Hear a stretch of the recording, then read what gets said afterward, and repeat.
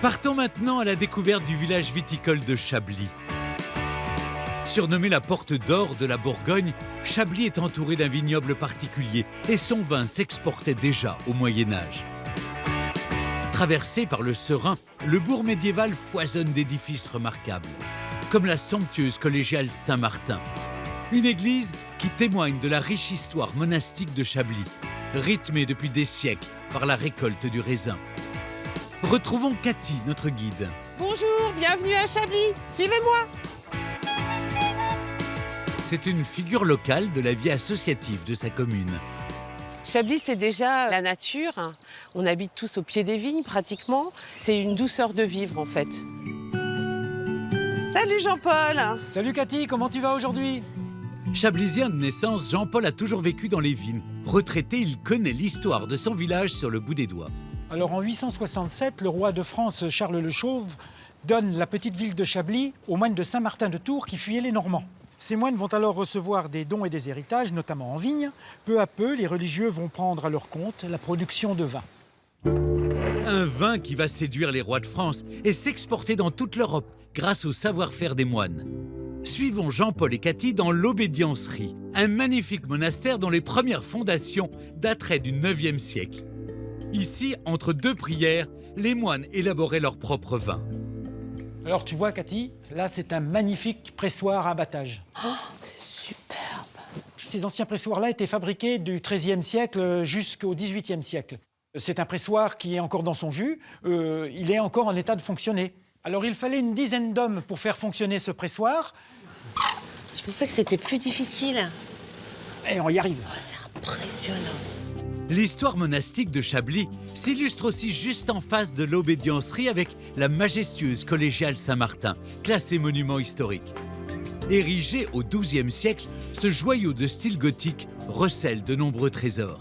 Alors tu vois Cathy, cette magnifique porte romane, Saint-Martin était le saint patron des cavaliers. Alors tu vois, les voyageurs au Moyen-Âge avaient l'habitude de clouer un fer de leur cheval pour que Saint-Martin protège leur monture. Ils sont tous différents.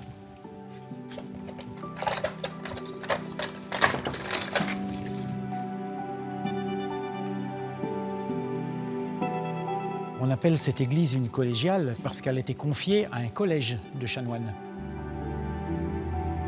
Son architecture est remarquable. C'est une petite réplique de la cathédrale de Sens. C'est quand même majestueux. Oui, c'est une très grande église pour un petit village. Ça témoigne de la richesse de Chablis à l'époque, grâce à son vignoble. Un vignoble qui, chaque année en février, célèbre Saint-Vincent, le saint patron des vignerons. Véritable institution, la Saint-Vincent attire de nombreux touristes venus pour apprécier les différentes spécialités locales. Bonjour. Bonjour Cathy. Et parmi ces spécialités, l'andouillette de Chablis. Concoctée chez Gaël et Adrien, elle se caractérise par sa texture moelleuse au goût épicé et son prestigieux diplôme 5A, le Graal des andouillettes. 5A, là, c'est quoi exactement? Alors là, les 5A, c'est pour l'association amicale des amateurs d'andouillettes authentiques. Wow. On n'est qu'une vingtaine à l'avoir, donc c'est vraiment un honneur. C'est un peu un club restreint, quoi. Voilà. Conçue en 1880, sa recette n'a pas changé.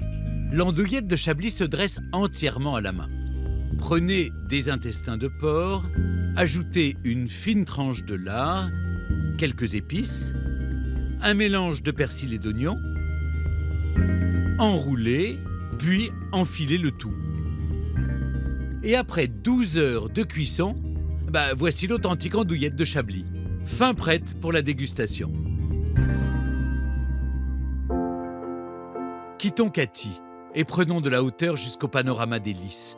Sans aucun doute l'un des plus beaux points de vue sur les coteaux de Chablis.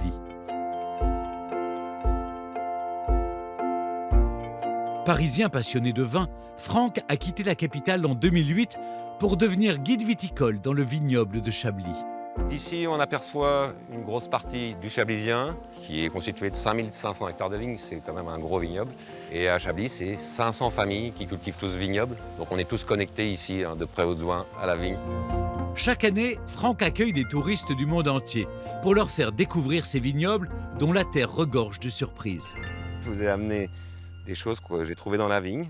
Ces argiles, truffé de coquillages. C'est des fossiles marins. Mais comment des coquillages ont-ils pu échouer ici, au centre de la France? Ici, on est dans le sud du bassin parisien. Ici, il y a 150 millions d'années, il y avait la mer. Et on va retrouver tous ces coquillages, ces fossiles marins. On peut dire que c'est l'ADN de Chablis, c'est ce qui va donner le goût salin, iodé, à nos vins ici. Un terroir exploité avec passion de génération en génération. Fabien a repris les vignes de son père il y a 11 ans pour produire aujourd'hui en biodynamie. Salut Salut Franck, Fabien. ça va? Ça va aujourd'hui? Nickel, tiens je viens de terminer la parcelle. Le bio c'est une conviction, c'est une envie de produire un produit sain, uniquement avec des produits naturels, tout ça pour respecter son environnement. Et bien là, c'est l'une de nos plus vieilles vignes du domaine, c'est des vignes qui ont 80 ans. C'est tout un patrimoine, c'est mon arrière-grand-père qui avait planté ça, qui l'a légué à mon grand-père, mon père et maintenant c'est moi. Peut-être mes filles plus tard, mais voilà, c'est un héritage qu'il faut savoir conserver. À Chablis, il n'est pas rare de voir les Chablisiens se retrouver au crépuscule entre les vignes. Car la caractéristique de ce village, c'est la chaleur de ses habitants. Accord C'est le parfait. C'est un village où il fait bon vivre, hein. Il y a une convivialité qu'il n'y a peut-être pas forcément partout ailleurs. À Chablis, puis Santé. Chablis ira mieux demain. Chablis ira mieux demain.